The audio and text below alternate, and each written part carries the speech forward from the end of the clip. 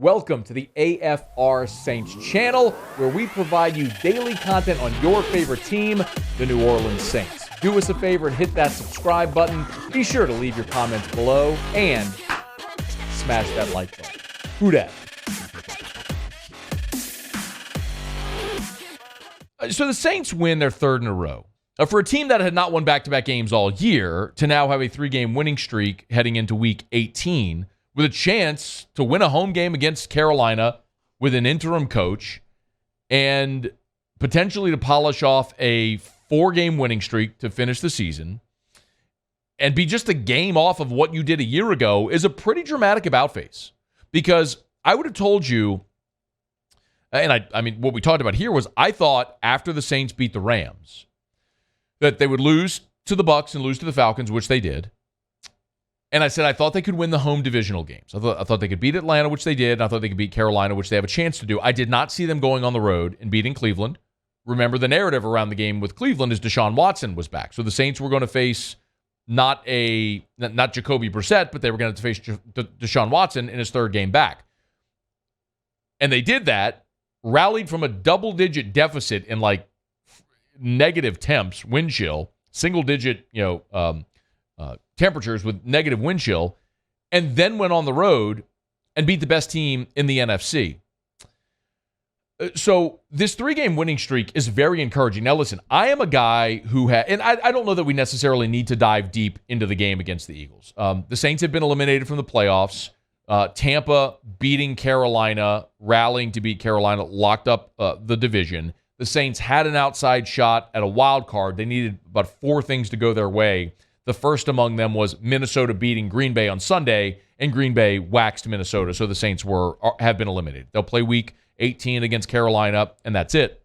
So they're not playing for what we've all known for months now, that the Saints weren't going to the playoffs, but there was always the mathematic probability or possibility because the division was so bad and nobody wanted to win it. Well, now they have mathematically been eliminated. It's over. They can't go to the playoffs. And I have said throughout the season that what we have learned about Dennis Allen with the growing sample size is that he's never going to be a winning head coach in the NFL, that he is a lieutenant and not a general. And he's a great lieutenant, and not all lieutenants are meant to be generals. And I believe that about Dennis Allen. Now, I could also be wrong. There may be a time where Dennis Allen proves me wrong, and many of you as well if you agree with me. I still believe that Dennis Allen, that a 3-game winning streak does not erase what we knew about Dennis Allen with the Raiders and how this season started. I would have hoped to see a lot of that growth as a head coach earlier in the season, because had we seen that, then the New Orleans Saints would be a playoff team, but they're not. But I will say, one of the things, and I am not a guy who is going to cheer against my team to spite a coach. I'm not going to sit here and say, man, I want him to fire Dennis Allen, so I hope the Saints lose. Hell no, I'm not going to say that. I want the Saints to win every time they play. I want the Saints to go beat Carolina on Sunday. I want the Saints to win that game in the Dome, to finish 8-9, and to continue to show an upward trajectory. And then I would love for them next year to nail the draft, figure out their quarterback situation, and be back in the playoffs next year. That's what I would love to see for my team. I don't know if I believe that's going to happen or can happen under Dennis Allen, but I would love for that to happen. And I'll tell you, there's one thing that we have seen over certainly the last month, and I would actually go back really, I think you got to go back to the Raiders game when they won that game 24-0. Now, you followed that up with an embarrassing loss at home on Monday Night Football, 27-13. But since then, this defense has looked like the defense that Dennis Allen had brought back to New Orleans, the defensive culture that he instilled when he came back to New Orleans when they fired Rob Ryan and reinserted Dennis Allen as the DC. The top 5 defense in the NFL that had helped pace the Saints in the final years of the Breeze era. The Saints beat the Rams 27-20. They went out to San Fran and were amazing defensively, but they got shut out. They lost 13-0. They allowed 13 points to the 49ers. You lost to Tampa 17-16. It's hard to put that one on the defense when Yes, they collapsed late, but you had allowed 3 points in that game through the first 57 minutes. 3 points to Tom Brady and Tampa on the road through 57 minutes. The Falcons scored 18. You held the Browns to 10 with Deshaun Watson, albeit we understand the conditions, the wind and the cold. And then you went to Philly and held the best team in the NFC to 10 points. And you could say there's no Jalen Hurts, and that's true, but it's why the matchup favored New Orleans, because they had struggled the last 2 years. Jalen Hurts killed them the last 2 years.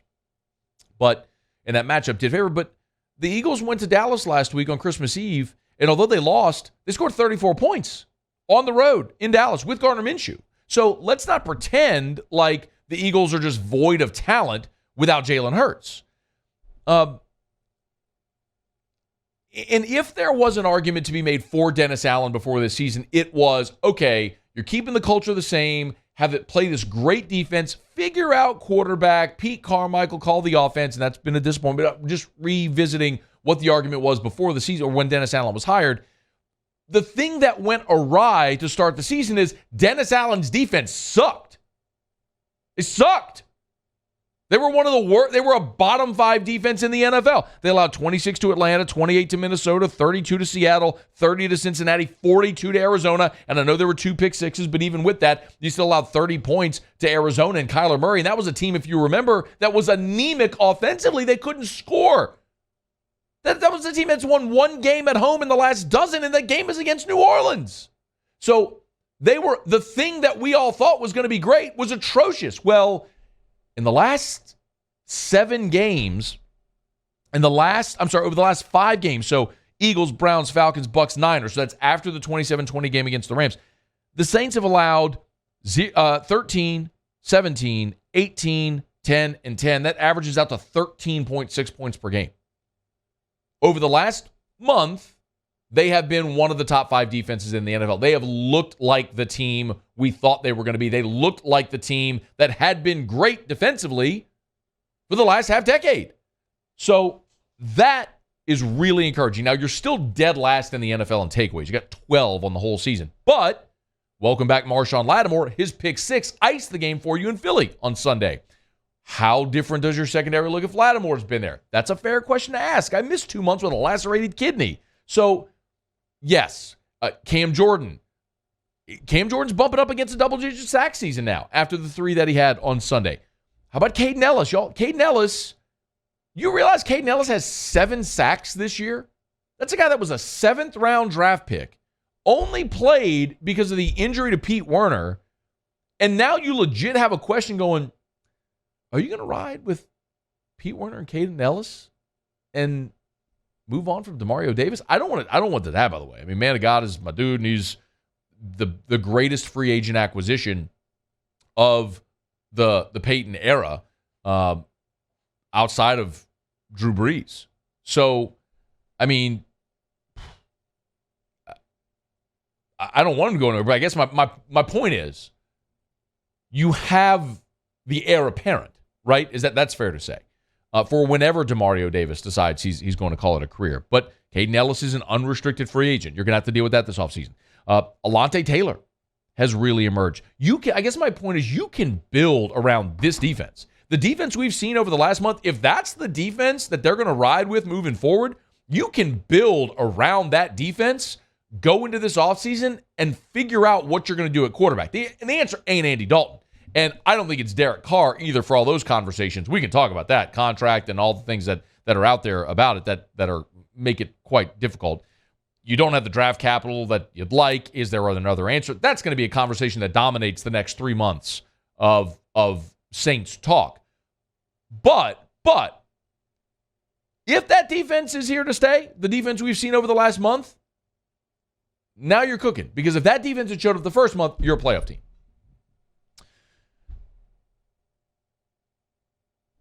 Again, I will hope to be proven wrong. I don't believe the Saints are going to win great things under Dennis Allen ever, but I will gladly be wrong if, in fact, he's able to turn this thing around here after the rocky first two-thirds of the season. Hey, thanks so much for watching. Please leave your comments. I love to interact, and be sure to hit the red subscribe button below.